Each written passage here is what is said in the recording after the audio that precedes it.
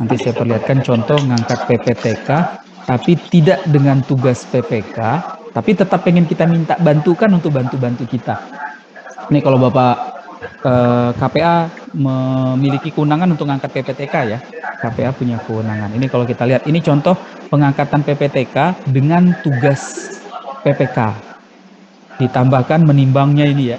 Dalam hal tidak dilaksanakan penetapan pejabat pembuat komitmen untuk pengadaan barang jasa, PA atau KPA perlu menugaskan pejabat pelaksana teknis kegiatan untuk melaksanakan tugas PPK.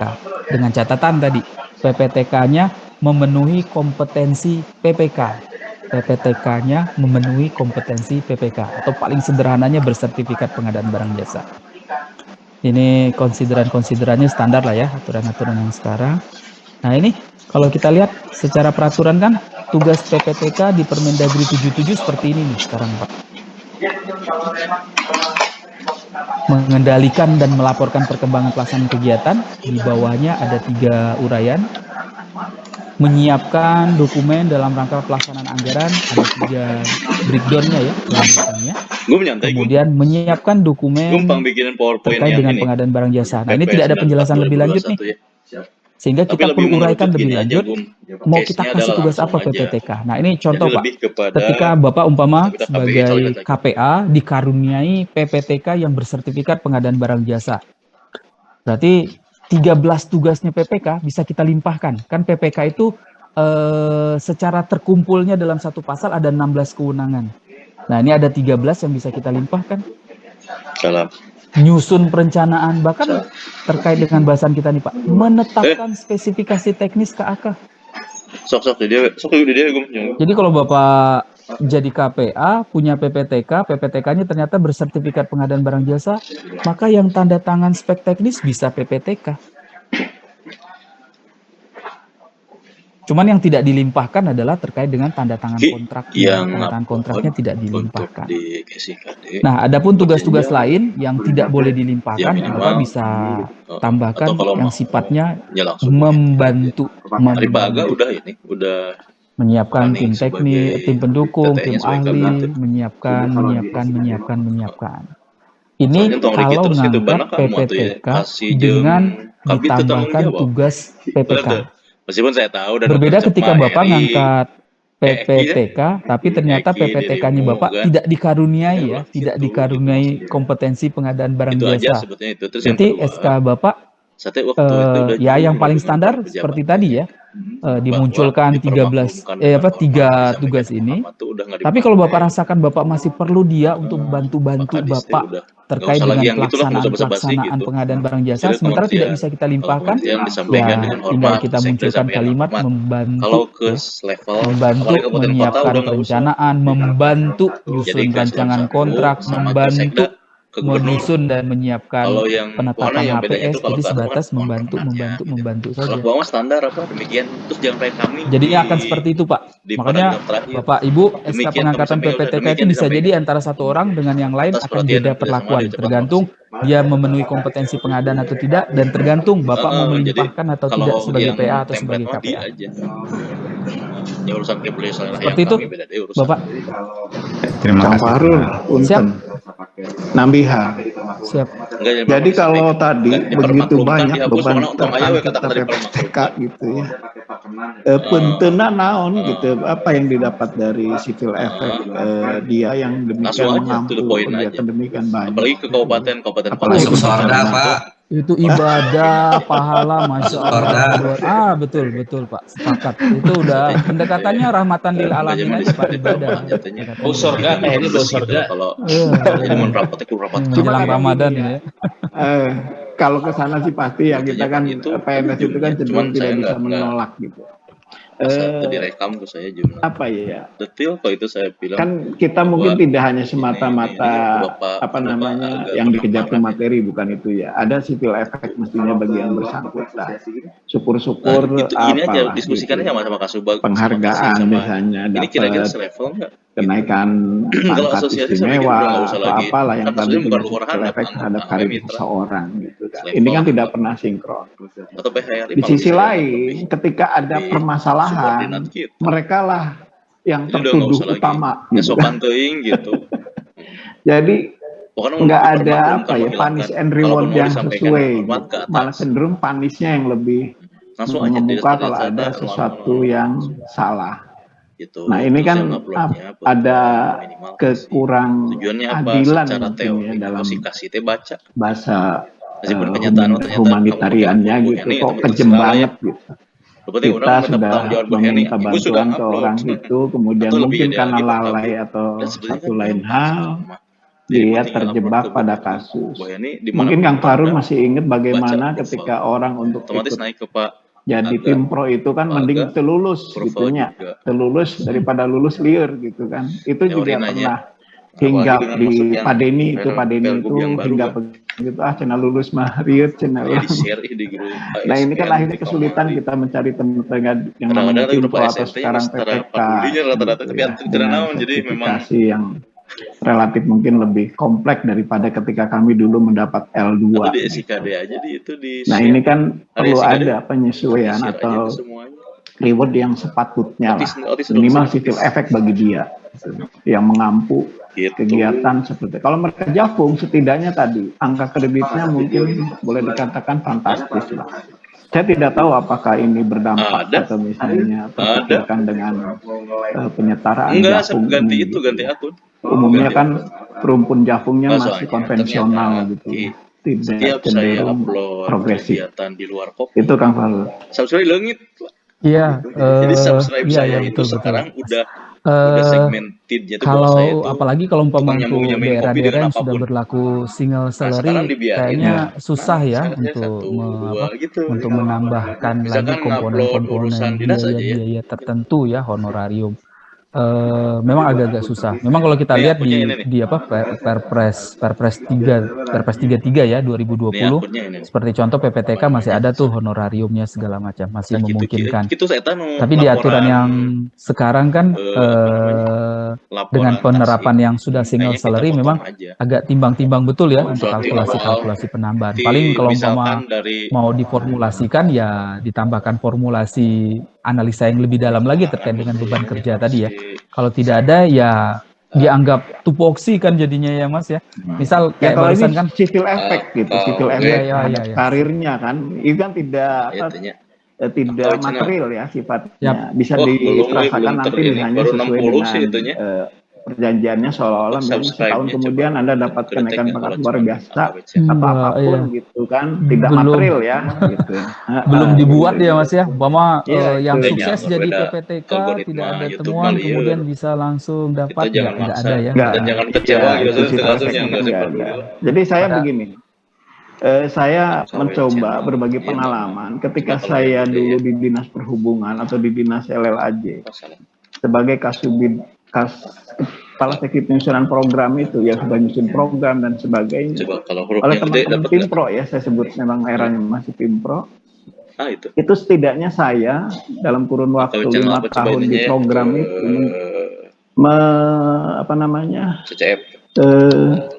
melelangkan pekerjaan teman-teman tim pro itu paling sedikit 6 paket pekerjaan.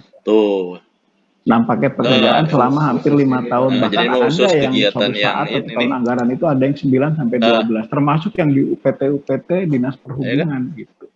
Ternyata kan tidak ada civil effect-nya bagi saya gitu. Ini pengalaman. Saya yakin teman-teman yang berikutnya juga pasti akan mengalami hal serupa. Ini harus diformulasikan sebagai sebuah penghargaan ya. Saya bilang reward lah pada teman-teman yang punya dedikasi luar biasa. Saya tidak berharap ujuk-ujuk saya besok enggak, karena besok juga saya mau pensiun. Bu Hermin pasti senyum-senyum aja itu. Jadi kira-kira gitu lah. Harus dipikirkan, jangan hanya ke materi, saya katakan harus tadi cari terobosan yang memungkinkan. Bayangin aja 5 tahun saya rata-rata 6 paket kan berarti 30 paket pekerjaan yang kita lelangkan. Nah, alhamdulillah nggak ada masalah.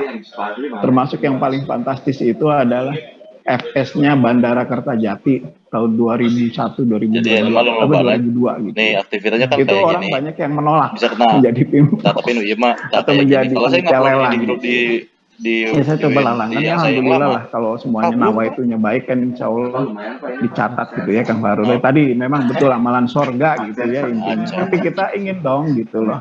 Nah, Kalau kayak kita ini tidak aja punya meskipun ini uang, responnya barang bagus negara ya. nggak punya uang karena mekanisme single salary atau praktek lainnya, mungkin Gitu. perlu dipikirkan tadi way out, breakthrough, Film hijau dari minyak terobosan tadi, barusannya. civil effect gitu terhadap yang Ini kan berhak. lumayan, saya udah bikin berapa? Misalnya tiap Berapa hari video ulang nih, tahun ya, Korpe atau ulang tahun Ini yang terbaru nih. Jadi sekarang Pemprov mah Jabar misalnya ngasih apa gitu kan, itu hadiah kan tidak harus single salary ya. Itu Kang Fahrul. Ya, wih, keren. Nih, Ini saya lagi siapa kasih nih kira-kira publikasikan. rekomendasi ini perlu kita sampaikan ini ya ke Cuman belum ini di- mungkin ya belum ke di- keuangan atau ke kepegawaian belum ini ya. di- Kayaknya saya sepakat Tuh, banget ya Mas ya diklat. terkait dengan konsep yang disampaikan. Berbeda kalau umpama udah pendekatannya Japung ya, nanti dia berbuah jadi Overview manajemen angka proyek. kredit gitu kan, angka Betul, kredit. Jadi saya simpan ini di Tapi sini kalau yang umpama kayak yang gini belum mah. Japung ya, mungkin paling tidak ada pengakuan publikasi yang Iya. lebih menjadi Kan motivasi lumayan ya. kan? Betul. Allah. Sebenarnya 40 Ya, keren. Saya 8 menit. izin nggak komentar terlalu banyak ini Dan karena orang nggak nyadar bahwa ini Enggak. direkam oleh saya gitu. sepakat pada dasarnya Mas. Cuman untuk teknisnya ini lebih kepada Jadi saya merekam. kebijakan lebih lanjut ya. Jadi Tapi kalau ada boleh waktu, banget nih dan kalau Bapak Ibu di sini ada 3 yang laptop membidangi itu terkait konsen, dengan substansi yang disampaikan oleh Mas Heri barusan. Kayaknya keren banget tuh ya kalau umpama jadi bahan-bahan lebih lanjut. Sebagian rasanya sudah ya Iya, beberapa yang mana pola-pola bisa diterapkan di ya. Pendengar kan ada apa Diklat manajemen hadiah-hadiah yang kadang dipublikasikan oleh Umroh, hadiah umroh. ya banget. PPK dengan paket tertinggi. Saya yang lain sih pada ngertinya urusan pengadaan barang jasa saya udah umroh. tertinggal, Wah, makanya mantap juga. belajarnya silent. Baik, Ibu dan Bapak, Mereka, saya saya baca izin ulang lanjut ya. dari- Nih, oh, Mas Heri dengerin analisanya Jadi kalau dalam, mau dalam belajar, banget nih. ini aja. Saya izin lanjut. Nah, ini tadi jadi Ibu dan Bapak sekali lagi dari sisi timing waktu ini yang kita perlu cermati terkait dengan penyusunan spesifikasi teknis dan KK. Saya lanjutkan. Nah, ini sedikit berteori. Pak Haji, Pak Dokter Haji. Ya, siap Kang. Sedikit aja, walaupun belum jauh. Udah lulus Kang. kamu tuh? Ya, mungkin Pak Haji, mungkin ini kembali lagi ke awal tadi ya mengenai spek-spek dan KAK ya yang sudah Udah disusun. lulus. Itu harusnya sejalan dengan Ini penting RKA. banget. Tadi kan Pak Tapi sertifikat Haji bilang diklat, nah gitu. bukan ya LKPP-nya. Nah, namun dalam hal di kami memang penentuan PPK itu biasanya di akhir tahun, Pak, untuk mungkin Yang tahun lama berikutnya berarti atau NN itu betul. Tetapi masih terkadang ada suatu ganjalan di Ya mana paling gitu, di awal tahun pada Termasuk yang saat kayak RKA, apa, yang saat laporan melakukan RKA, original. itu tiba-tiba Sebenarnya bagus seolah-olah ya, saya sampai biar mendapatkan supaya semuanya itu habit menjadi PPK yang bukan saya usulkan, yang bukan saya inginkan gitu. Nah, apakah yang salah di sini proses area termasuk juga yang perencanaan kayak anggarannya gitu Pak Haji ya, atau kan saya itu proses sama perencanaan pengadaannya gitu ya? Karena tadi kalau saya pikir seharusnya saya tuh menjadi PPK yang memang mungkin spektek dan KAK-nya sudah saya susun jauh-jauh hari, yang merupakan prioritas saya, kebutuhan saya, juga merupakan sesuatu yang memang ingin kita lakukan di kedepannya. Dan mungkin kalau spektek dan KAK-nya memang yang kita buat dan kita inginkan, mungkin kita akan tanggung jawab dengan kegiatan itu. Namun demikian, dalam beberapa hal saya merasakan ya kemarin lah bahwa tiba-tiba saya Anda jadi PPK-nya kegiatan ini gitu. Nah, dan bukan tupoksi saya sebetulnya Pak, karena judulnya juga sudah nomenklaturnya juga sudah tidak ada di area saya. Itu mungkin Pak. Terima kasih Pak Haji. Ya, siap Kang. Ya, kondisi yang dimaksud di dalam aturan sekarang idealnya memang seperti itu ya Kang. Seperti yang tadi saya sudah uraikan ya. Bahwasannya di dalam tahapan penyusunan RKA itu sudah memperhatikan spesifikasi teknis di dalam peraturannya sudah disebutkan itu. PA memang diamanatkan ke PA ya. Kalau salah satu tugas kewenangan PA yang tidak dilimpahkan ke KPA itu kan RKA sama DPA ya. RKA sama DPA itu tidak dilimpahkan kepada KPA loh. Kecuali untuk yang UOBK, unit organisasi bersifat khusus, rumah sakit, itu baru tuh KPA punya kewenangan untuk menyusun RKA. Tapi kalau untuk di untuk di luar OBK, nyusun RKA, nyusun DPA itu kewenangan yang tidak dilimpahkan kepada KPA. Jadi tetap menjadi miliknya PA. Penyusunan RKA, penyusunan DPA. Di dalam aturannya PA di tahapan penyusunan RKA ketika di dalamnya ada pengadaan barang jasa, maka telah memperhatikan itu tuh, telah memperhatikan pasar, telah memperhatikan spesifikasi teknis, telah memperhatikan KAK, telah memperhatikan kebutuhan RAB sesuai dengan kebutuhan spesifikasi teknis. Itu sebenarnya diamanatkan seperti itu di dalam proses penyusunan RKA. Nah, nanti selanjutnya di bagian yang lain itu PPK juga diamanatkan tuh punya tugas untuk menyusun perencanaan pengadaan. Berarti kan kondisi yang paling ideal itu PPK yang akan melaksanakan di tahun pelaksanaan itu sudah dihadirkan itu sejak nyusun RKA, sejak nyusun perencanaan pengadaan. Perkara nanti mungkin ke depannya ada mutasi, ada pelantikan, itu cerita lain ya. Tapi yang ada, yang bersangkutan, dia sudah tahu dia adalah PPK tahun depan, dia sudah tahu bahwasanya dia akan menjalankan paket pengadaan apa, sehingga pada saat nyusun RKA, pada saat penyusunan perencanaan pengadaan Oktober-November, PPK yang bersangkutan sudah hadir, dia sudah menyiapkan itu semua gitu. Jadi pada saat nanti tiba waktu tahun pelaksanaan, dia udah nggak bingung lagi, karena dialah yang pihak yang menyusun tadi. Nah itu kan di aturannya kan seperti itu yang diantarkan. Cuman dalam prakteknya terkadang ya inilah balik lagi mungkin ya.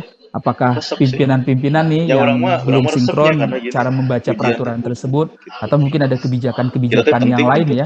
Saya termasuk penganut aliran yang kurang terlalu setuju kalau seandainya ada pengangkatan PPK yang ternyata bukan bidang garapannya. Kecuali dia akan mendapatkan kompensasi, misal angka kredit atau honor, boleh itu mengerjakan yang bukan bidang garapannya.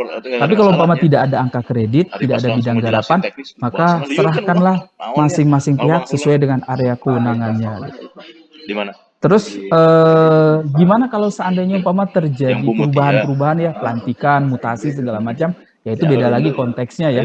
Misal Oktober-November kita sudah dihadirkan, kita sudah diangkat jadi PPK, kita sudah nyusun perencanaan pengadaan, kita sudah nyusun spesifikasi teknis. Kemudian pada tahapan akan melaksanakan tender, tiba-tiba ada mutasi, ada pergantian, ya itu beda lagi ceritanya.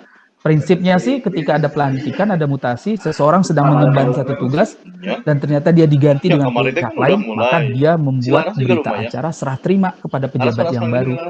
Jadi dia serahkan, kemarin saya sudah nyusun ini, yang saya sudah lakukan ini, dia serahkan, nanti pejabat yang baru yang akan melanjutkan pekerjaan tadi. Jadi kalau umpama ada pelantikan, ada mutasi, pejabat lama yang harus proaktif menyerahkan kepada pejabat yang baru. Pejabat lama menyerahkan secara proaktif kepada pejabat yang baru. Tapi berbeda kalau umpama pergantiannya karena kematian ya. Kalau umpama ada kematian, itu nggak boleh tuh. Pejabat yang lama tidak boleh yang aktif menyerahkan kepada pejabat yang baru. Harus pejabat yang baru yang proaktif. Kalau umpama pergantiannya cuma kematian ya, kalau umpama ada kematian, jangan sampai pejabat yang lama yang proaktif menyerahkan kepada yang baru. Harus yang baru yang menggali informasi apa yang harus dia lanjutkan gitu. Ya, seperti itu Kang. Memang kondisi idealnya ya, memang kondisi yang saya sampaikan memang kondisi idealnya Kang. Cuman kalau dalam pelaksananya kan kadang beberapa pimpinan punya strategi-strategi yang lain ya. Apalagi terkait dengan pengangkatan PPK yang kadang ya tidak hadir di waktu yang tepat kan.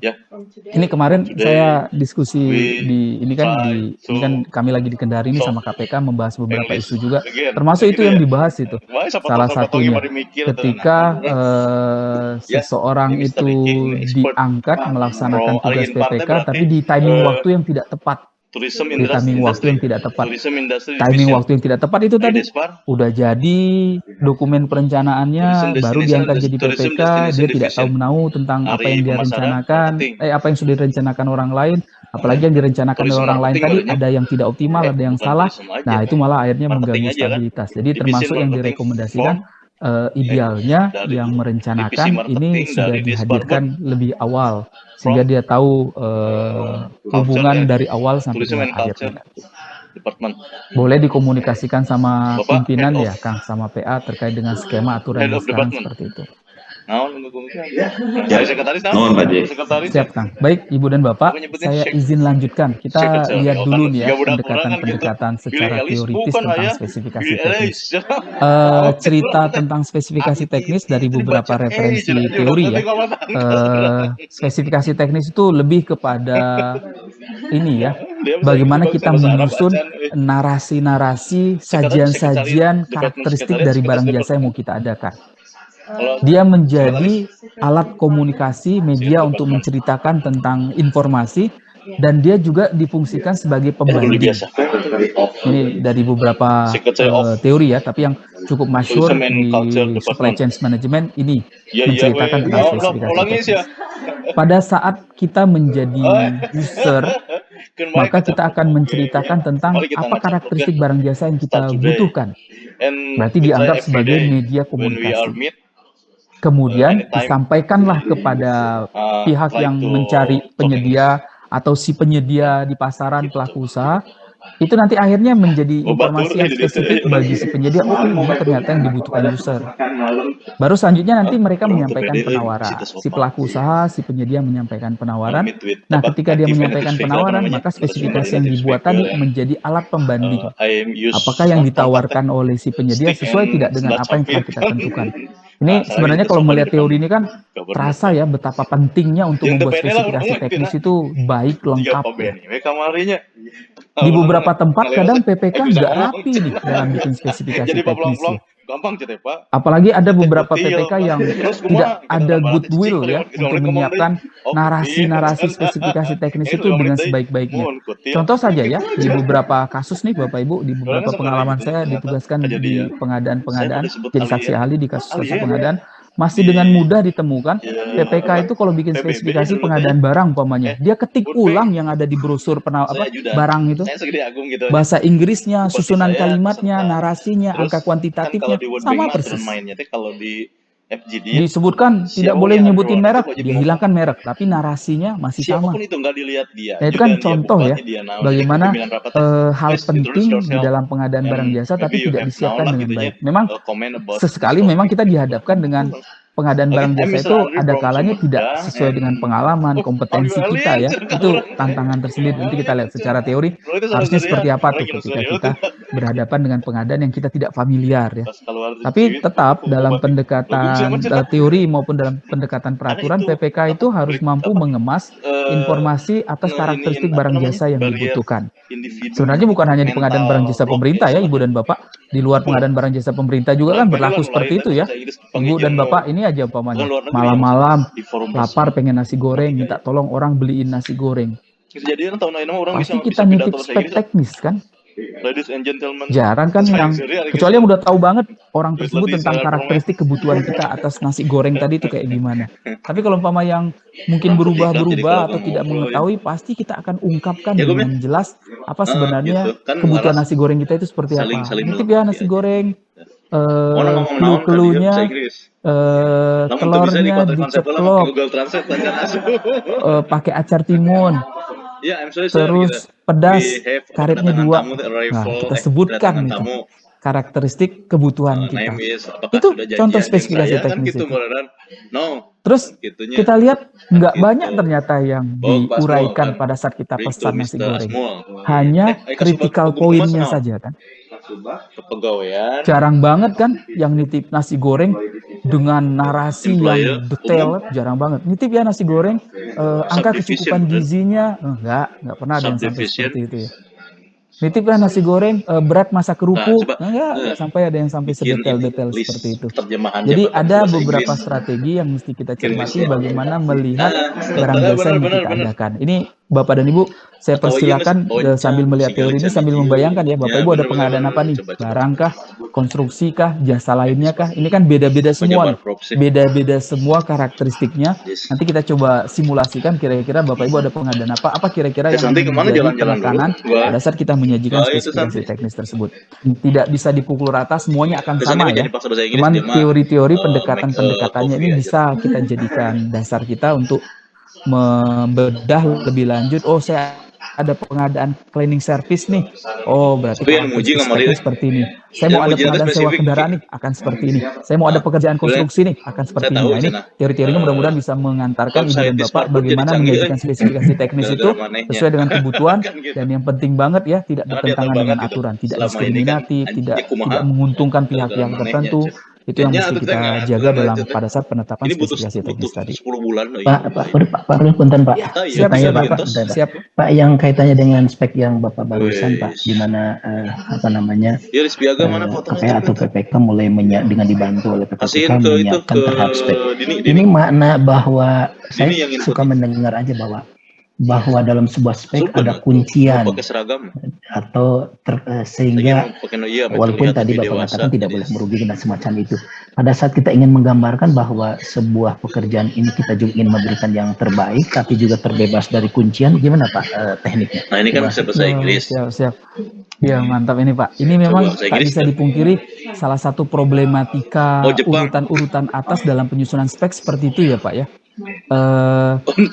Kadang kita dihadapkan dengan pengadaan barang jasa itu kita sudah mengenal satu produk atau kita sudah sangat comfort lah dengan satu produk atau mungkin kita punya fanatisme tentang satu produk sehingga akhirnya memang kita merasa inilah yang kita butuhkan. Tambah lagi mungkin kita diantarkan dengan beberapa informasi, ini Tiongkok ini kurang nih umpama ya, ada berita-berita seperti itu. Kayak gini kan kurang Jepang.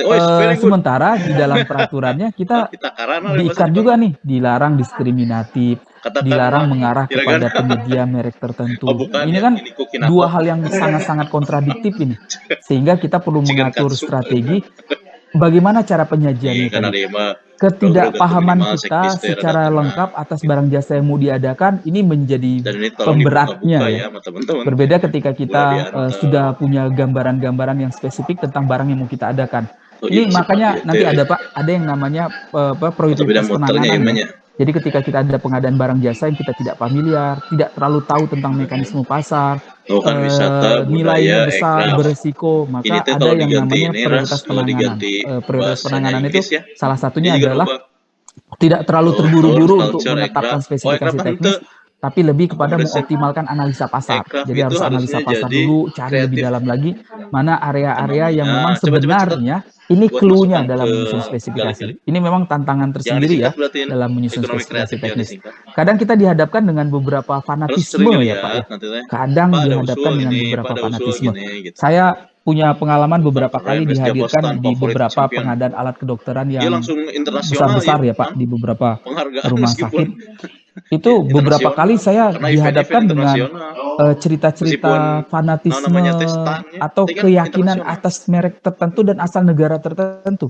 Saya ingat banget di salah satu rapat saya pernah begitu mulai rapat sudah langsung ada user, saya mohon izin ya, ada seorang dokter di rumah sakit sudah langsung membuat ancaman ke saya.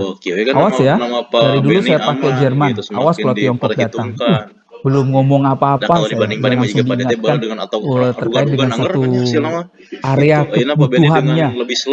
Nah, ini memang menjadi tantangan kan ya Pak, kita di dalam proses penyusunan dan penetapan spesifikasi teknis. Makanya perlu untuk mencari tahu sebenarnya yang menjadi kebutuhan kita itu apa. Kalau saja ternyata kita meyakini kebutuhan kita itu cuma itu saja, ya sudah. Tinggal ini kalau teman belajar kalau ya. Atau saya gambarkan dengan simulasi seperti ini Pak. Taruhlah tadi saya cerita lanjut tentang alat kedokteran ya yang saya temukan dari saya merekam gitu. Misalnya ya, end user sudah mendeklar saya maunya ini, nggak mau yang lain umpama ya.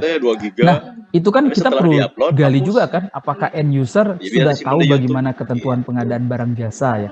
Apakah boleh langsung menyebutin merek. Siapa tahu beliau ternyata tidak tahu tentang hal tersebut. Makanya kita perlu ajak diskusi kepada user tadi, bahwasanya ketentuan di dalam pengadaan barang jasa nggak boleh nih diskriminatif, nggak boleh nih mengarah kepada penyedia tertentu. Kita komunikasikan hal tersebut. Barulah nanti kita gali lebih dalam. Kenapa nih nggak mau pakai produk tersebut? Alasannya apa? Saya nggak tahu produk-produk yang lain umpamanya. Nah, kalau kalimatnya nggak tahu produk-produk yang lain kan, berarti yang kita perkuat adalah analisis pasar, mempelajari produk yang lain dulu sebelum menetapkan spek.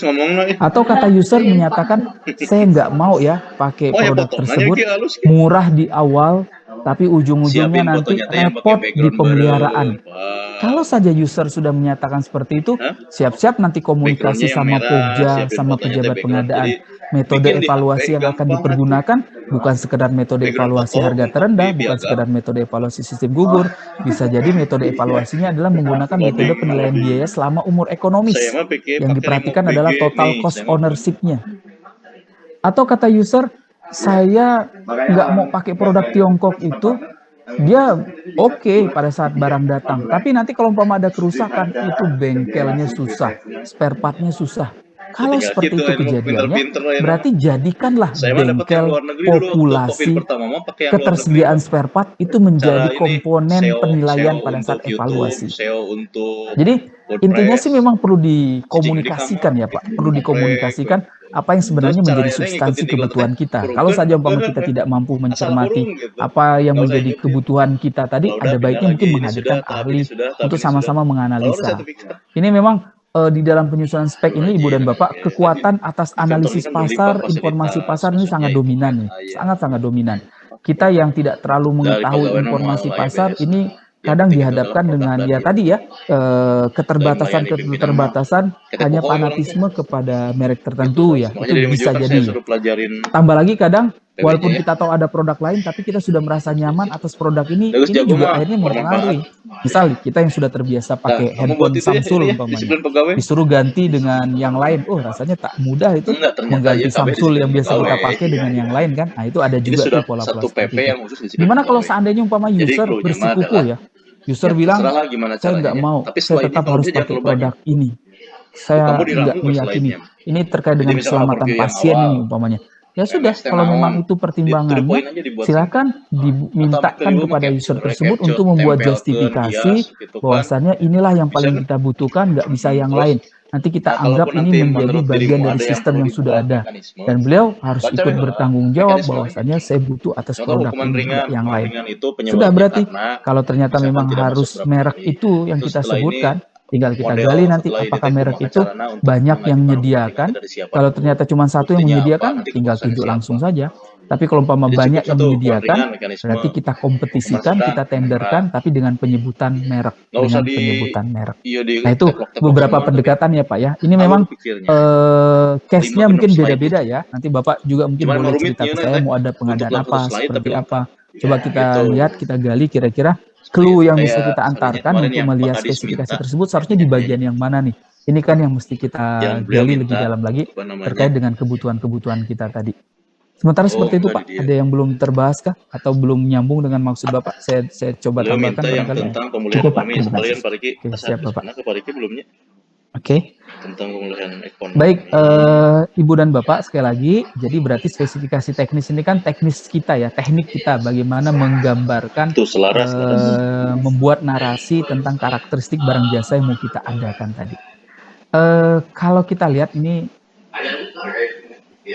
ini hanya contoh-contoh saja ya, contoh-contoh permasalahan ketika spesifikasi teknis tidak dibuat secara optimal dari awal.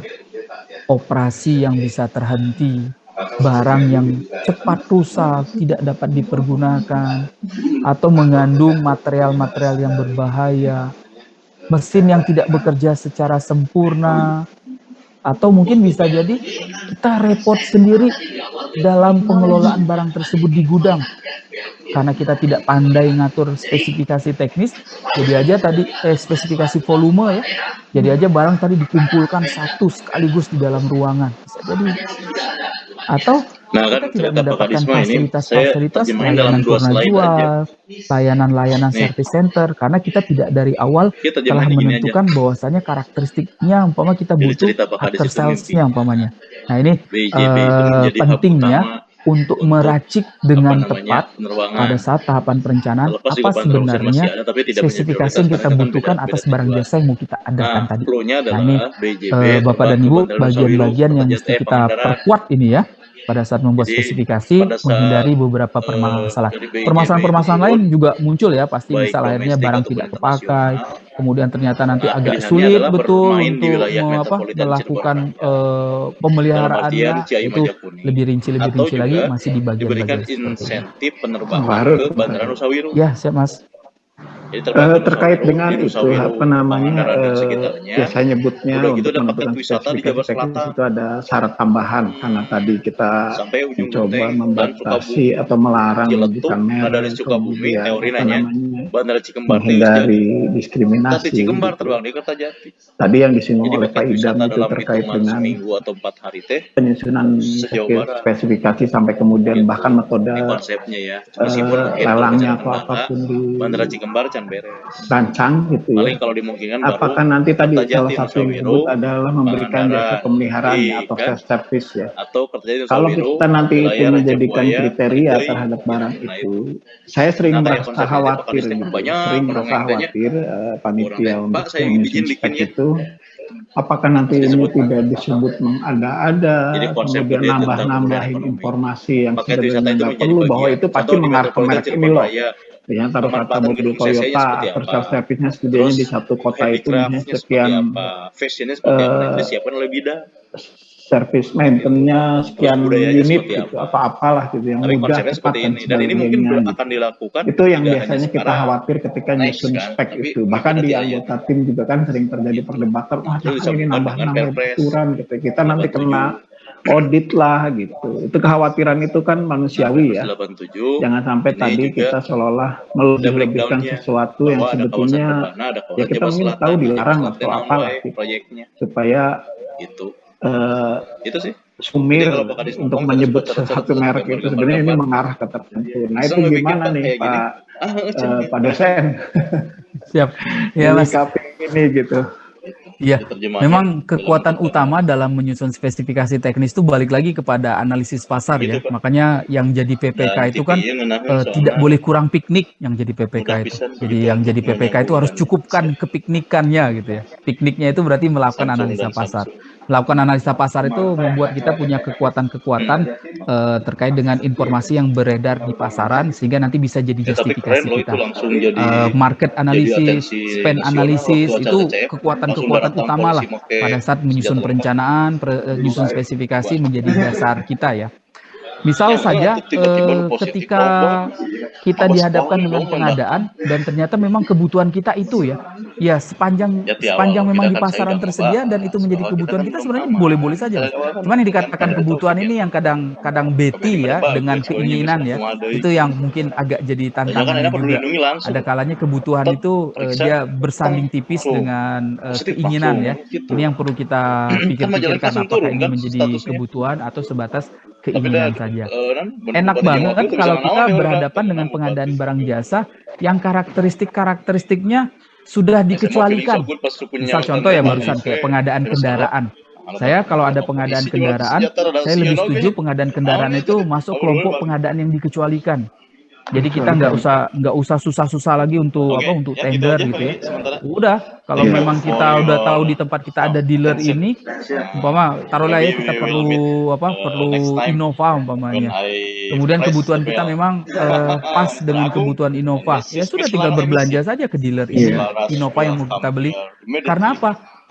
Harga kendaraan apalagi plat merah sudah terpublikasikan, sudah terbuka secara luas. Buat apalagi susah-susah kita lakukan tender. Udah tinggal langsung beli saja. Tidak selalu tender itu yang terbaik ya. Bisa jadi yang belanja langsung pengadaan yang dikecualikan kita langsung belanja ke dealer. Bisa jadi itu yang lebih baik dibandingkan dengan tender atau kompetisi tadi. Nah, memang penguatan informasi pasar sih Mas ya, case by case mungkin ya, tergantung dengan apa yang mau kita adakan ini. Misal saja, nih saya diskusi di pengadaan alat kedokteran namanya cat lab. Ternyata di pasaran itu ada beredar sekitar 5 jenis yang sebenarnya 5-5-nya memenuhi kebutuhan user. Cuman ada yang dia punya keunggulan fitur-fiturnya. Nah, itulah yang kita diskusikan sama user. Apakah fitur ini signifikan menjadi kebutuhan? Kalau saja ternyata fitur ini ternyata ini nggak ada pun nggak apa-apa. Itulah yang kita detail dulu komunikasikan dengan user. Memang ini cerita waktu ya. Kalau waktunya mepet mungkin nggak sempat untuk menganalisa seperti itu ya. Tapi ketika waktu kita cukup, apalagi dari sejak awal, dari sejak perencanaan persiapan kita sudah pikirkan, rasanya cukup deh ya. Saya pernah diskusi yang tadi cat lab itu ketika disandingkan 5 barang yang ada, kemudian dimintakan brosurnya dipelajari, ternyata akhirnya ketemu sebenarnya nggak perlu sampai menambahkan spesifikasi tambahan fitur ini. Sebenarnya ini sudah memenuhi kebutuhan-kebutuhan. Nah, kan sebenarnya bisa gitu ya Mas ya. Cuman untuk melakukan itu tuh yang mesti ada goodwill, apa saja nih strategi kita untuk melaksanakan belanja-belanja. Saya menilai ya tadi ya, bagian yang terpenting dari proses penyusunan spek itu kan interaksi kita tentang apa yang menjadi kebutuhan user, kemudian disinkronkan dengan analisa pasar ya, dengan kondisi-kondisi pasar yang terjadi. Tambah lagi dengan aturan yang sekarang, ketika kita mau beli sesuatu, boleh banget kita mencoba mempelajari testimoni-testimoni dari pihak-pihak yang sudah pernah menggunakan sebelumnya.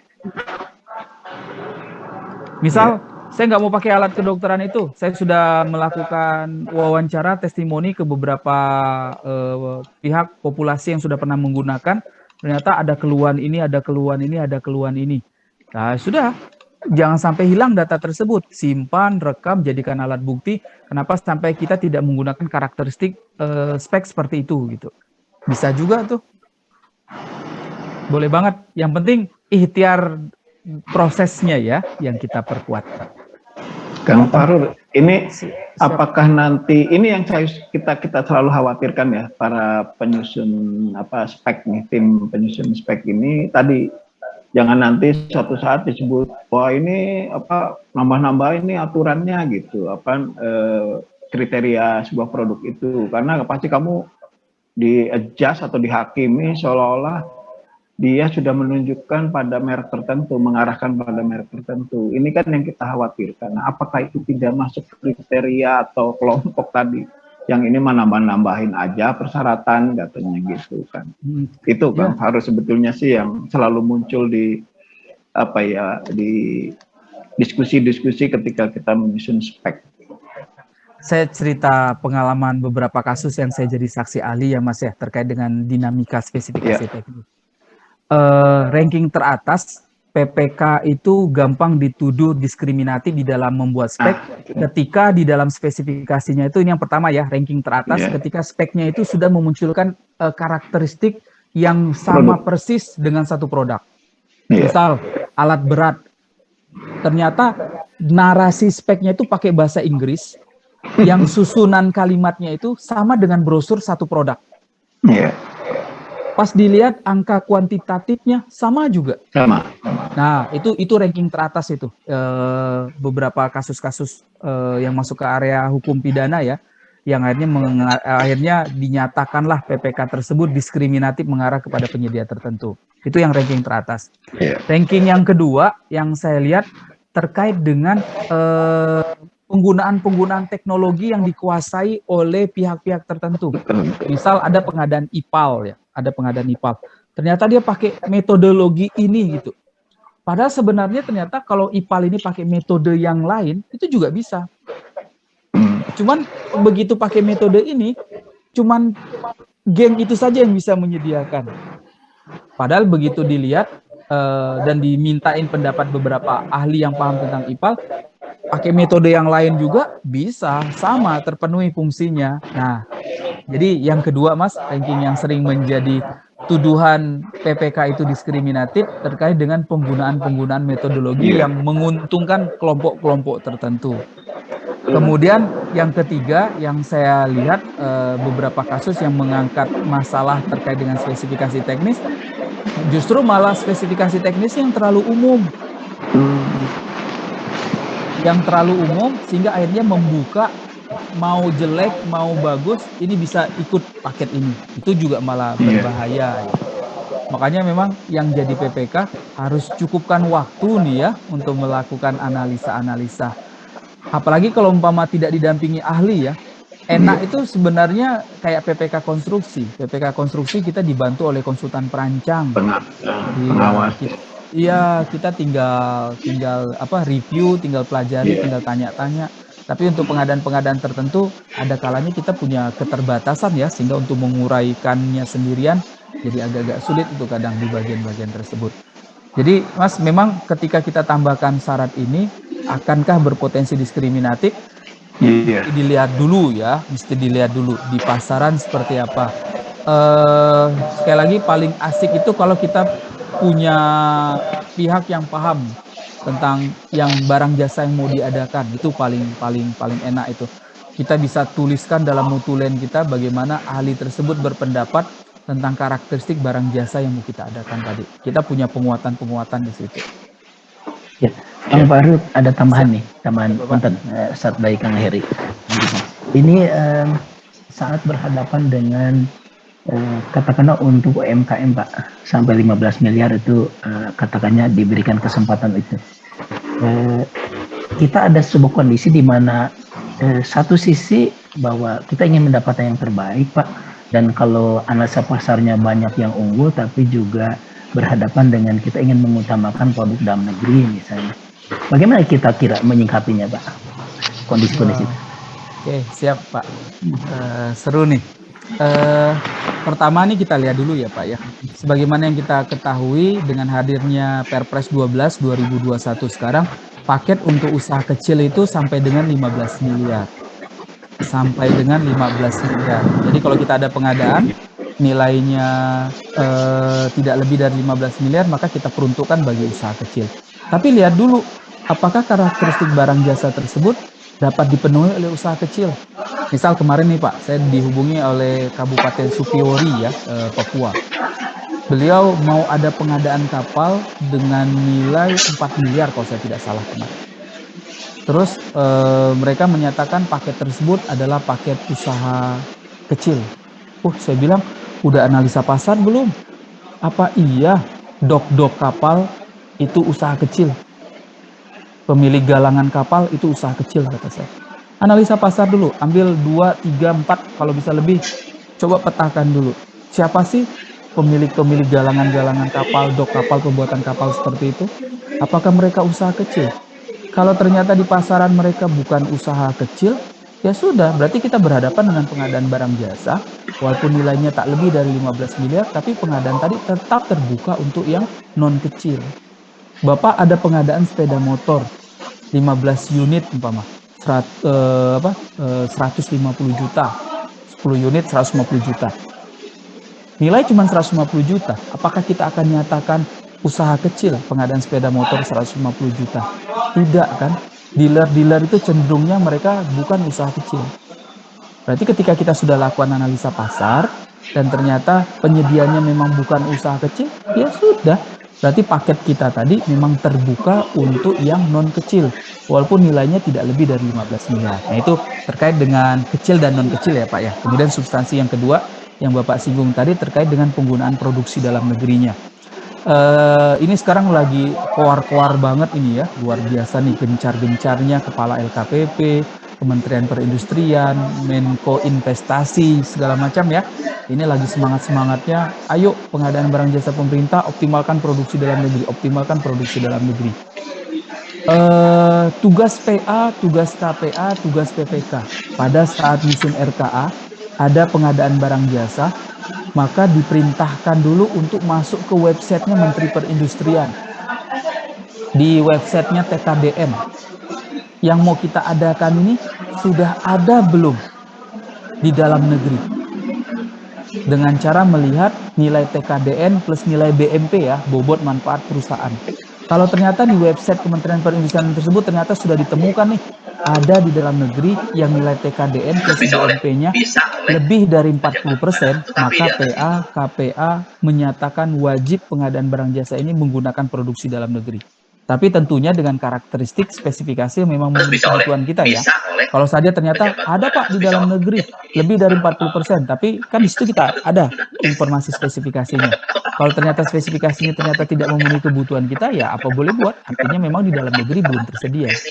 Tapi kalau ternyata di dalam negeri sudah tersedia, ya mau tidak mau, PA, KPA pada saat perencanaan pengadaan sudah menyatakan barang jasa ini menggunakan produksi dalam negeri. Pada saat nanti input di sirup sudah dinyatakan ini menggunakan produksi dalam negeri.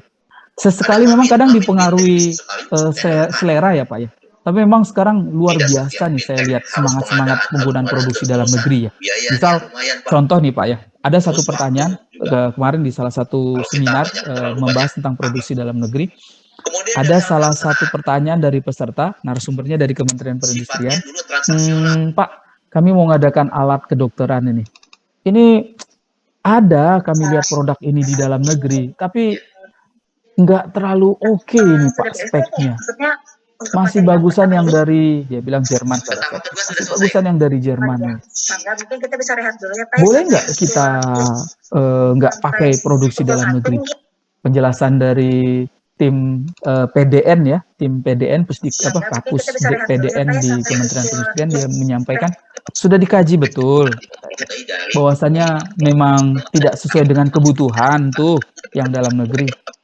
Apa baru alibi dan perasaan, dia bilang. Woi, keren kata saya. Sudah dikaji betul. Kalau nggak bisa, coba deh ke BRIN katanya, ke dulu BPPT ya. Minta dilihat dulu sama mereka. Benar nggak tidak memenuhi kebutuhan.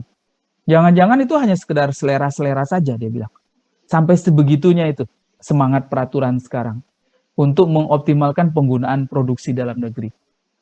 Bahkan ada satu pertanyaan yang sempat jadi bahan candaan kemarin ya.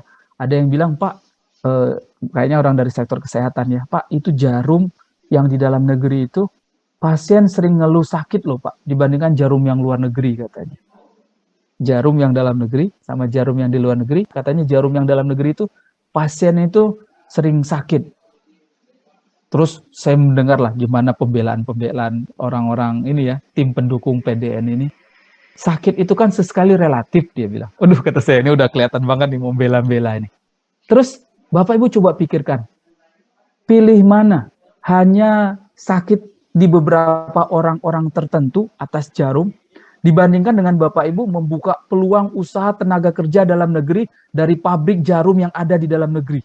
Kata saya, variabelnya tidak apple to apple, tapi kelihatan banget upaya untuk melakukan pembelaan produksi dalam negeri. Pilih mana katanya? Beberapa orang yang mungkin merasakan sakit atas jarum tadi, tidak semuanya, dibandingkan dengan industri dalam negeri, produk jarum ini melibatkan banyak pekerja dalam negeri. Kira-kira kita dukung yang mana katanya? Wah, kata saya, ini dukungan produksi dalam negerinya luar biasa banget ya dengan aturan yang sekarang. Tapi balik lagi kepada justifikasi sih intinya Pak. Kalau saja umpama ternyata justifikasinya memang tidak memenuhi kebutuhan, ya sudah jangan dipaksakan produksi dalam negeri. Tapi kalau memang ternyata ada produksi dalam negeri di dalam katalog, maka kita harus jalankan. Ini terkait dengan penggunaan produksi dalam negeri luar biasa nih Pak di Perpres yang sekarang ya. Bahkan bukan Perpresnya saja sebenarnya, di PP ya, PP 29 2018 ya. Itu dari sejak perencanaan, PAKPA, PPK sudah menyiapkan harus produksi dalam negeri. Begitu masuk di tahapan penetapan spesifikasi teknis, PPK disuruh mereview dan memastikan kembali terkait dengan penggunaan produksi dalam negeri. Bahkan di area persiapan pemilihan penyedia, Pokja pejabat pengadaan diperintahkan lagi mereview apakah PPK sudah menetapkan spesifikasi teknis yang memperhatikan produksi dalam negeri. Berlapis-lapis sekarang nih penggunaan produksi. Luar biasa tuh tameng-tamengnya. Niatannya niat banget ya. Pokok apa itu tagline-nya, cintailah produk-produk Indonesia banget lah pokoknya sekarang. Diantarkan banget pemenuhan produksi dalam negerinya. Jadi buat Bapak Ibu buat Bapak Ibu KPA di sini, apalagi kalau ada pengadaan-pengadaan yang unik, yang baru, jangan lupa pada saat nyusun RKA, pada saat nyusun spesifikasi teknis, berselancarlah ke websitenya Kementerian Perindustrian. Lihat barang jasa yang mau kita adakan, sudah ada belum yang barang jasa tersebut yang nilai TKDN plus nilai BMP, tingkat komponen dalam negeri, ditambah bobot manfaat perusahaan yang nilainya mencapai angka 40%. Kalau terpenuhi, maka wajib gunakan produksi dalam negeri. Seperti itu, Bapak. Yang Fahrul. Ya, siap Mas. Terkait dengan survei nih ya, survei untuk tadi kita dalam rangka mempersiapkan penyusunan spesifikasi teknis atau nanti di RAB ya. Kita kadang dihadapkan pada situasi berapa kali atau berapa tempat suatu survei harus dilakukan terhadap satu produk gitu ya. Karena seingat saya aturannya nggak membatasi ya, minimal berapa, maksimal berapa tempat misalnya. Misalnya contoh kita beli semen, mau beli semen karena ada konstruksi bangunan gitu. Tersaknya kita kan surveinya mesti kan bukan survei toko ya, karena ini partai besar pasti biasanya langsung ke distributor atau ke pabrikan gitu ya. Nah ini ketika kita mau survei pun gitu ya, kadang tidak mudah mendapatkan informasi. Akhirnya kita bersurat, berkorespondensi. Di sisi lain kita punya keterbatasan waktu gitu ya, untuk bisa memunculkan angka RAB sampai kemudian kita menetapkan kira-kira HPS honor estimate-nya berapa. Nah ini untuk tadi survei itu sebenarnya berapa kali atau berapa tempat gitu untuk suatu produk, misalnya tadi saya sebut semen gitu ya, untuk menentukan harga per saknya itu berapa. Karena ini selalu jadi perdebatan ketika sudah masuk ranah auditor gitu. Ini udah berapa kali kita buka sekian kali, wah ini kurang banyak, susah kan akhirnya. Kemudian saya tidak survei langsung, kita bisa korespondensi, bisa buka web sekarang gitu kan. Misalnya juga tadi berbicara semen, terus kemudian keramik, misalnya dari mulai Essensa, kita Asia Tile dan segala macam teknik. Ini kan kadang tidak mudah ya. Yang nggak disebut kurang, kalau sudah kurang kita panas dingin tuh. Gitu kan, bahwa ini survei terlepas dari memang tidak ada kerugian secara material atau financing gitu ya, tapi mereka kan akhirnya selalu menyudutkan kita. Kita kan statusnya terperiksa tuh kalau sudah auditor hadir gitu ya. Jadi posisi kita pasti lebih rendah dalam kacamata mereka gitu kan. Akhirnya kita di pressure segala macam. Ya memang kita kan di sisi lain biaya survei kan nggak ada ya. Kita kadang ngedompleng lah, jujur aja kadang sering ngedompleng, bisa nggak kita tolong dibantu nanti pada saat hadir ke sana dan semua. Mending kalau misalnya surveinya hanya di lokalan Bandung gitu ya. Tapi kalau yang sudah di pabrikannya ada di Bogor, misalnya di Sukabumi, ini kan butuh segala macam tetek bengek yang tidak kecil gitu ya Kang Farul. Nah ini berapa sih yang angka batasan ideal survei itu berapa kali, berapa tempat gitu untuk suatu produk? Itu Kang Farul. Siap. Tidak sembarangan yang memeriksa, auditor, investigator, penyidik menyatakan kita salah ya dengan apa yang kita lakukan ketika tidak secara jelas di dalam peraturan menyatakan bahwasannya ini seperti ini. Jadi nggak sembarangan itu. Misal contoh saja ya, yang barusan survei. Survei itu sebenarnya adalah salah satu pendekatan untuk mendapatkan informasi pasar, baik terkait dengan spesifikasi teknis ataupun harga pasar. Nah ini kalau kita lihat di dalam peraturan tidak disebutkan nih di mana, berapa banyak, berapa kali, nggak disebutkan. Sehingga kalau umpama ada pihak yang memeriksa, umpama auditor yang menyatakan salah nih, kurang, ya kurang karena apa? Gitu. Ibarat kata kalau mau survei cuman ke satu saja, ya nggak apa-apa lah. Karena di dalam peraturannya tidak menyebutkan berapa banyak, berapa tempat, kan nggak disebutkan. Jadi ibarat cuman satu pun, ya nggak ada yang bisa menyalahkan. Cuman memang ada teorinya ya Pak, di supply chain management itu, ketika kita melakukan survei seperti contoh terkait dengan analisa pasar, harga pasar, maka disarankan lebih dari satu, biar kita bisa melakukan analisa komparasi. Jadi ketika kita pakai 2, pakai 3, pakai 4, ya boleh-boleh saja, jangan terlalu banyak malah. Kalau terlalu banyak nanti malah akhirnya bikin bingung, kira-kira mau pakai data yang mana. Jadi nggak diatur Pak secara peraturan. Mau pakai 1, mau pakai 2, mau pakai 3, nggak ada masalah.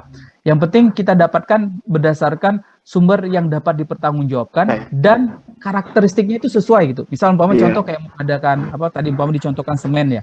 Semen ya. Kalau mau semen kan kita mau cari di levelan rantai pasok yang mana nih? Mau langsung ke hulunya apa sudah sampai ke agak-agak ke hilir? Tergantung kan. Kalau saja umpama ternyata karakteristik pekerjaan kita ini sebenarnya karakteristik kewilayahan. Kita dapatkan dari informasi harga pasar setempat saja boleh. Tapi kalau umpama kita mau bikin bangunan yang memang relatif besar dengan jumlah semen banyak, bisa jadi mungkin sampai ke levelan distributor atau mungkin bisa jadi sampai levelan pabrikan. Itu yang nanti yang dicatat di dalam kertas kerja kita. Kenapa sampai kita memilih tempat ini, pertimbangannya apa, itu kita informasikan sehingga tahu, oh saya pilih ini karena pertimbangannya yang mau kita beli ini bukan lagi levelan toko ini, Yang mau kita beli ini udah levelan pabrikan umpamanya, makanya kita langsung survei ke rantai pasoknya langsung ke pabrikan, umpamanya seperti itu. Jadi nggak dibatasi, Mas, silakan saja. Berapa volumenya, berapa kali ya? Ya, tidak disebutkan berapa kalinya. Nanti tinggal tekniknya saja nih, nanti kita bahas di HPS ya. Kalau udah ketemu 3, itu yang mana yang kita pakai, terendah kah, tertinggi kah, nanti kita bahas di pembahasan HPS nanti. Sip. Ya. Ada lagi Bapak dan Ibu, saya lanjut ya. Ini kalau kita lihat, ini izin ini pendekatan teori sebenarnya di dalam penyusunan spesifikasi ya. Tidak secara eksplisit disebutkan di dalam peraturan, tapi pendekatan teoritis, cuman matching banget dengan esensi yang diamanatkan di dalam peraturan. Kita lihat langkah-langkah kita kalau mau membuat spesifikasi penyusunannya. Yang pertama banget nih, melakukan identifikasi kebutuhan dulu, dikaitkan dengan kebutuhan organisasi, dikaitkan dengan kebutuhan waktu pelaksanaan. Maka kita timbang-timbang dulu, kita perlu tuh yang kayak gimana, kebutuhan kita seperti apa, apakah harus dengan standar yang tinggi kalau mau beli komputer, apakah yang sampai bisa untuk kebutuhan desain grafis, atau mungkin hanya sekedar untuk kebutuhan mengetik biasa saja. Nah, jadi lakukan dulu identifikasi kebutuhan. Baru tahapan yang kedua, kita menentukan persyaratannya, determine requirement-nya itu mau seperti apa, kita tentukan. Nah, ini di tahapan ini yang kadang tidak dilakukan oleh PPK ya, apalagi untuk pengadaan-pengadaan yang baru, yang dia tidak familiar, kadang dia langsung skip aja, langsung ketik ulang brosur. Padahal seharusnya ini langkah-langkah yang harus dicermati nih. Dia harusnya berpikir yang menjadi kebutuhan dia itu sebenarnya apa? Fungsikah? Kinerjakah? Kalau jumlah pastilah ya. Apakah yang dia butuhkan itu panjangnya, lebarnya, dimensinya? Atau yang dia perlukan itu adalah komposisi di dalamnya? Atau yang dia perlukan itu adalah aspek-aspek teknisnya ya? Itu yang harusnya dia ceritakan dulu. Kebutuhannya apa?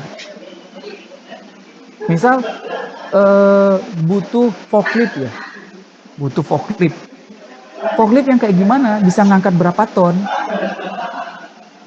Bukan harus ngetik forklift dengan spek bahasa Inggris dengan angka yang sama dengan brosurnya, forklift mereknya A umpamanya. Tapi petakan dulu, sebenarnya kita butuh forklift yang mana. Nah, sekali lagi nih Ibu dan Bapak, PPK-PPK yang tidak memahami tentang strategi penyusunan spek, biasanya ya cara paling praktis, apalagi ketika dia sudah dipengaruhi dengan hadirnya marketer-marketer ya, di situ dia biasanya sudah langsung, udah terpengaruh banget lah, akhirnya speknya yang mana, yang ada di brosur dia ketik ulang. Padahal kan seharusnya yang diidentifikasi adalah dia butuh apa. Baru nanti disajikan dengan narasi-narasi sambil dilakukan analisa pasar, apakah kebutuhan tersebut tersedia di beberapa produk-produk pasar. Oh ternyata Pak ini terlalu umum, ini bahkan yang untuk yang barang-barang yang KW berapapun masuk, coba digali lagi lebih dalam. Kira-kira biar KW tidak masuk, yang mana yang harus kita tambahkan. Nah itu kan yang digali. Baru nanti yang tahapan yang ketiga, yang dilakukan dalam proses penyusunan spesifikasi ini adalah kita menentukan elemen kuncinya. Ya kayak tadi saya menceritakan tentang pengadaan nasi goreng tadi ya, beli nasi goreng. Apakah kita tentukan detailnya jumlah butir beras? Enggak kan. Yang kita tekankan dari nasi goreng tadi paling standar-standar umum ya. Misal pedasnya, misal telurnya, misal acar timunnya. Elemen kuncinya yang kita perkuat. Bapak Ibu mau beli ATK, ATK-nya ternyata nggak ditenderkan. Kita mau belanja pengadaan langsung ATK. Oh, karena nggak ditenderkan agak leluasa nih. Berarti kalau untuk kertas, saya langsung tentukan elemen kuncinya, umpama merek Sinar Dunia, umpama. Ballpoint, karena nggak ditenderkan, saya tahu kebutuhan saya adalah pilot. Oke. Apakah kita harus menguraikan secara detail ya? Misal ballpoint, kita tentukan masa jenis tintanya ya, atau tingkat viskositas kekentalan tinta. Kan nggak sampai seperti itu. Yang kita tekankan lebih kepada apa yang menjadi elemen kunci tadi. Nah ini teori nih ya Bapak Ibu ya. Ini di bahasan supply chain management sebenarnya. Tapi saya munculkan di bahasan ini lebih mengajak kita yang berkecimpung di area penyusunan spesifikasi teknis ini coba menggali lebih dalam dengan tidak terburu-buru apa dulu sebenarnya yang menjadi kebutuhan-kebutuhan kita. Paling enak memang kalau kita dibantu dengan hadirnya ahli tim teknis ya, sehingga bisa memberikan pertimbangan-pertimbangan. Atau cara paling praktis sekarang ini adalah menggali testimoni pihak-pihak yang sudah pernah menggunakan produk-produk tersebut. Itu juga bisa dijadikan pendekatan. Sehingga kita tahu apa yang menjadi clue-clue pada saat kita menyusun spesifikasi teknis tadi. Seperti itu Bapak Ibu. Sekali lagi biar nyambung nih bahasan kita, Ibu dan Bapak boleh sambil berpikir tentang barang jasa yang menjadi area tugasnya Bapak Ibu ya. Bapak Ibu ada paket apa nih? Saya jadi PPK konsultan, kira-kira bagaimana sajiannya? Saya jadi PPK pengadaan apa? Bapak Ibu boleh bayangkan, boleh ceritakan biar nanti saya bisa membuat contoh analisa sesuai dengan barang jasa yang mau Bapak Ibu adakan. Nah, ini sekali lagi yang tampil di slide sekarang ini pendekatan teori yang matching banget implementasinya dengan yang dimaksud di dalam peraturan pengadaan barang jasa. Saya lanjutkan. Nah, ini di teori ada, di peraturan pun ada ya. Ini muncul di peraturan Deputi nomor 10 tahun 2019 ya. Penjabaran lebih lanjut tentang perencanaan pengadaan barang jasa. Di dalam membuat spesifikasi teknis, Bapak dan Ibu, ada elemen-elemen yang harus kita tekankan. Ada elemen-elemen yang harus kita sajikan. Di beberapa referensi ada yang sedikit berbeda, ada yang 4, ada yang 5. Kalau yang 4 itu elemen tempat ditiadakan ya, dia dianggap bergabung dengan elemen waktu. Tapi ini saya uraikan, jadi elemen yang perlu ada pada saat Ibu dan Bapak membuat spesifikasi teknis adalah 5 elemen ini. Pastikan kalau bikin spesifikasi teknis, spek kita bisa bercerita yang baik tentang mutu atau kualitas. Yang kedua, pastikan spesifikasi yang kita buat, dia dapat bercerita tentang jumlah atau kuantitas.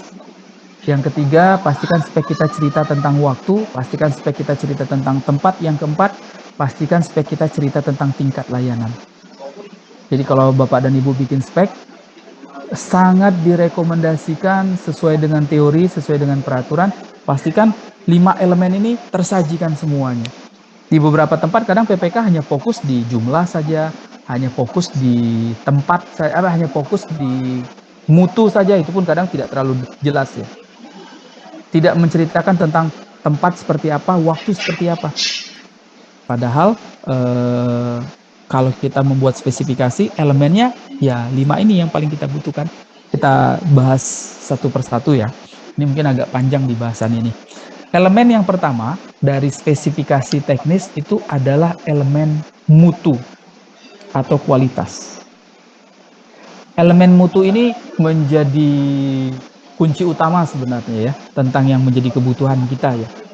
Dia bercerita tentang bagaimana cara kita menyajikan barang jasa tadi sesuai dengan karakteristik kualitas yang kita butuhkan. Nah, dari beberapa referensi, di peraturan juga disinggung ini, cara pendekatan yang bisa kita pakai untuk mengikat mutu itu ada 6. Bisa salah satu, bisa 2, bisa 3, atau bisa 6-6 nih sekalian. Yaitu yang kalimat yang kedua.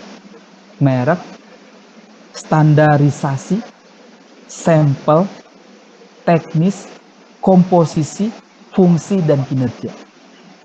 Jadi kalau Bapak dan Ibu mau membuat spesifikasi teknis, gimana cara ngikat mutunya, maka kita bisa gunakan 6 ini.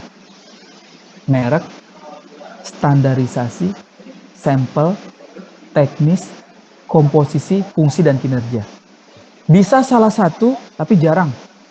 Umumnya dalam menyusun spesifikasi teknis untuk mengikat mutu, kita mengkombinasikan lebih dari 1 ini. Terlihat ya, ini masih kolom yang atas kiri ya.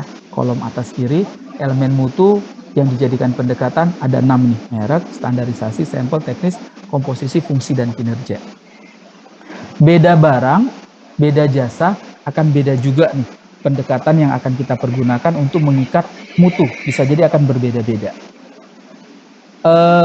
Saya ulas sedikit ya. Misal, cara mengikat mutu yang pertama adalah penyebutan merek. Kalau dalam teori, Bapak dan Ibu, ini dalam teori ya, nyebutin merek itu sah-sah saja dalam teori. Karena cara paling praktis untuk mengikat mutu ternyata adalah merek. Langsung sebutin mereknya, langsung sebutin tipenya. Itu cara paling praktis. Tapi hati-hati di pengadaan barang jasa pemerintah, penyebutan merek terbatas ya. Tidak semuanya kita boleh sebutin merek. Nanti kita lihat apa saja yang boleh sebutin merek. Jadi terbatas nih terkait dengan merek. Menetapkan spek untuk mengikat mutu dari merek ini paling mudah ya. Tinggal langsung sebutkan mereknya, tipenya apa. Cuman ya kelemahannya kalau sudah pakai spesifikasi merek, ya dia cenderung akan diskriminatif hanya kepada merek-merek tertentu. Sementara merek lain nggak bisa ikut. Bahkan untuk yang lebih bagus pun nggak bisa ikut, karena kita sudah ngikat merek. Nah ini yang pertama, merek. Yang kedua, untuk mengikat mutu, kita menggunakan standarisasi. Contoh di negara kita yang diatur dengan peraturan adalah SNI, Standar Nasional Indonesia. Jadi ketika kita ada pengadaan barang jasa, langsung kita sebutkan ber-SNI. Standarnya seperti apa? Sesuai dengan standar yang berlaku di SNI tersebut. Yang ketiga, untuk mengikat mutu adalah sampel. Sampel ini biasanya dipergunakan untuk karakteristik barang jasa yang kita sudah kehabisan narasi, sudah kehabisan kata-kata untuk menceritakan tentang karakteristik barang jasa yang mau kita adakan. Maka kita bisa mainkan sampel. Misal pernah ada pengalaman tahun berapa waktu itu ya, pengadaan seragam Linmas. Ternyata pengadaan seragam Linmas itu ada beberapa bagian yang agak susah untuk dinarasikan. Untuk baju Linmasnya umumnya bisa lah ya. Tapi di beberapa bagian misal kayak sepatu Linmas, ternyata katanya agak susah untuk menarasikan. Nah, ketika susah untuk dinarasikan, maka kita bisa siapkan dukungan-dukungan berupa sampel. Bayang untuk menarasikan sepatu Linmas kan ya, hitam, tinggi, kulit jeruk purut, lubang 8. Nah, kadang masih belum bisa tergambarkan itu adalah sepatu Linmas. Makanya salah satu strateginya didukung dengan sampel. Contoh sampel itu ya berarti gambar, visualisasi videonya, fotonya bisa. Yang ketiga, sampel. Yang keempat, pendekatannya adalah secara teknis. Ini yang memang paling lengkap ya Bapak Ibu, menyajikan spesifikasi teknis. Jadi dengan menggunakan pendekatan teknis. Saking lengkapnya pendekatan teknis ini, bahkan peraturan kita pun menyebutnya spesifikasi teknis. Jadi ada spesifikasi teknis, yang diikat adalah mutu, dan salah satu cara mengikat mutu adalah dengan menggunakan pendekatan spesifikasi teknis. Jadi muter-muter kayak gitu ya. Spesifikasi teknis ini Bapak Ibu berarti aspek teknis yang diperhatikan. Yang dikatakan aspek teknis itu mulai dari ukuran, dimensi, panjang, tinggi, lebar, berat, warna, metode pelaksanaannya, personil manajerialnya, terus peralatan yang dipergunakan, bahan. Nah, itu yang dikatakan aspek teknis. Jadi menceritakan secara detail tentang kriteria teknis dari barang jasa yang mau kita adakan. Yang kelima, pendekatan yang kelima untuk menyusun spesifikasi teknis dalam mengikat mutu adalah komposisi. Tidak semua pengadaan barang jasa itu bisa kita ikat dengan komposisi ya, tidak semuanya. Ada saja kondisi-kondisi yang mungkin tidak pas kalau komposisi kita pergunakan.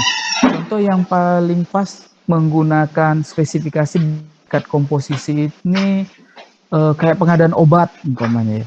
Nah, itu pengadaan obat, kita ceritakan aspek komposisinya. Misal pengadaan obat, kita mengadakan obat penghilang rasa nyeri ya. Kita sebutkan komposisinya. Mengandung 500 mg paracetamol umpamanya. 2 tetes sianida. Buat ngilangin rasa nyeri. Nah, itu contoh ya. Contoh memainkan komposisi pada saat membuat spesifikasi.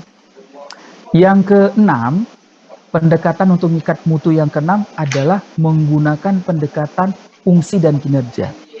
Jadi kita cari barang jasa yang mau kita adakan nih fungsinya, kapabilitasnya dia ya, kinerjanya bisa apa. Misal Bapak Ibu mau mengadakan alat RPC, Rice Processing Complex umpamanya ya, alat untuk mengubah gabah jadi beras. Apa sih sebenarnya fungsi dan kinerja yang kita harapkan? 1 jam mampu memproduksi lebih dari 8 ton umpamanya. Tingkat pecah beras tidak lebih dari 3%. Nah, itu kita ceritakan terkait dengan fungsi dan kinerjanya. Ini Bapak dan Ibu, ini teorinya ada, di dalam peraturannya juga disinggung. Inilah pendekatan-pendekatan yang perlu pertama kali kita cermati pada saat menyusun spek. Jadi kita ikat betul spek dari sisi aspek mutu. Aspek mutu ini menjadi komponen yang diutamakan dalam penyusunan spesifikasi teknis. Jangan sampai si penyedia dengan leluasanya dia berkelit ya, berkelit dari apa yang menjadi kebutuhan kita. Itu yang perlu kita jaga. Kita lumayan berat itu kalau berhadapan dengan pengadaan barang jasa, kemudian penyedianya ternyata hitung-hitungan tingkat tinggi ya, profit oriented banget. Maka dia akan mainkan betul spesifikasi yang sudah kita tentukan tadi. Beberapa permasalahan tentang kesalahan dalam spek, mungkin Bapak Ibu juga pernah dengar ya. Saya punya pengalaman menyimak tentang kisah dua pengadaan spek yang lumayan mengganggu proses ya. Saya pernah dengar ada salah satu BPSDM, ada pengadaan makan minum, menyusun spesifikasi untuk pengadaan makan minumnya itu sebenarnya udah oke dia bikinkan. Pelatihannya kalau saya tidak salah berapa? 35 hari atau 40 hari waktu itu ya. Jadi udah dibuatkan menu hariannya. Makan pagi, makan siang, makan malam, snack time-nya 3 kali udah diatur semuanya itu. PPK udah coba tertib lah membuat spesifikasi, tapi ternyata ada satu permasalahan yang terjadi pada saat pelaksanaan pengadaan makan minum tersebut. Udah disebutkan nih, umpama ada satu sesi makan siang di hari pertama itu menunya sudah disebutkan nasi, rendang, sayur capcay, tempe, tahu, sambal, lalap dan seterusnya. Pada saat tiba acara makan siang di hari pertama, sebelum makan peserta, tim pemeriksa ngecek dulu, sesuai nih, nasi ada, rendang ada, sesuai dengan menu. Langsunglah dicatat, dibuat berita acara pemeriksaan menyatakan oke. Pas peserta makan, udah mulai langsung muncul protes-protes dari peserta. Wah ini rendangnya, dagingnya udah tercampur dengan bumbu-bumbu ini. Udah kayak seujung-ujung kuku aja dagingnya ini. Yang besar ternyata lengkuas umpama ternyata. Yang meriksa tadi kan jadi kaget kan. Udah terlanjur bikin berita acara oke, ternyata tidak oke kan. Mau diganti bingung juga karena di dalam kontraknya hanya menyebutkan rendang saja, tidak mengatur mungkin dimensi gitu ya, ukuran tas kilo potong berapa. Nah itu contoh sederhana Ibu dan Bapak betapa pentingnya kita untuk memahami dan nanti kita akhirnya mengikat mutu kita itu nanti akan menggunakan pendekatan seperti apa. Ini yang pertama, mengikat mutu dengan menggunakan 6 pendekatan, bisa salah satu, bisa 2 atau kombinasi dari 6-6-nya. Nanti di slide berikutnya kita lihat contoh penyajiannya ya, Ibu dan Bapak. Ini kita lihat dulu teori-teori di dalam membuat spesifikasi. Break ya. 9.45. Kita break dulu sebentar. Kalau di jam saya sekarang sudah jam 10.46 ini. Lagi di Wita. Ya sudah, baik Ibu dan Bapak. Ntar saya lihat jadwalnya ya. Oh ya betul, jam 9.45 kita break sebentar ya. Baik Ibu dan Bapak, baru sampai di bagian mutu ini ya. Kita break dulu lebih 15 menit. Nanti kita lanjutkan kembali. Silakan Bapak Ibu istirahat. Terima kasih. Mun setap nu ngupload tolak. Ya. Terima kasih. Sekarang kan belum lagi gitu. Terima kasih Pak. Nah, aku saya kan dimaklum. Oke. Kemarin teh pas Riki. Terima kasih Pak. Kan udah di TTE. Jadi udah komen aja kami udah malam nih WA teh udah tidur. Aku saya ditolak tadi malam teh. Iya. Ada 30. Iya, oke. Semua. Jadi yang walaupun sudah TTE tapi jangan di-tag sama orang yang buatnya gitu ya Pak ya, harus minimal kasih atau kabit gitu aja ya Pak. Kira-kira naik langit. Ya.